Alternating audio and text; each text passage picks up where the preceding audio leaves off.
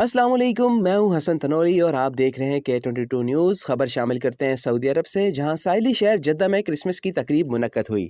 قونصل جنرل پاکستان خالد مجید نے بطور مہمان خصوصی شرکت کی، کیک کاٹا اور مسیحی برادری میں تحائف تقسیم کیے۔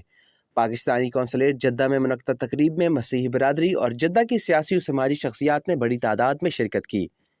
کرسچین کمیونٹی کے چیئرمین اور پاکستان کشمیر کمیٹی کے رکن جان گلزار نے قونصل جنرل اور ان کی اہلیہ کا تقریب میں شرکت پر شکریہ ادا کیا۔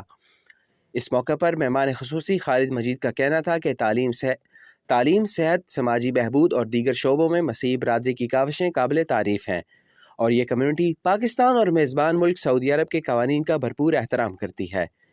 خالد مجید نے مادر وطن کے دفاع کے لیے بھی مسیحی برادری کے قابل قدر کردار کو خراج تحسین پیش کیا۔ ان کا کہنا تھا کہ ہم سب پاکستان کے پرچم تلے متحد ہیں۔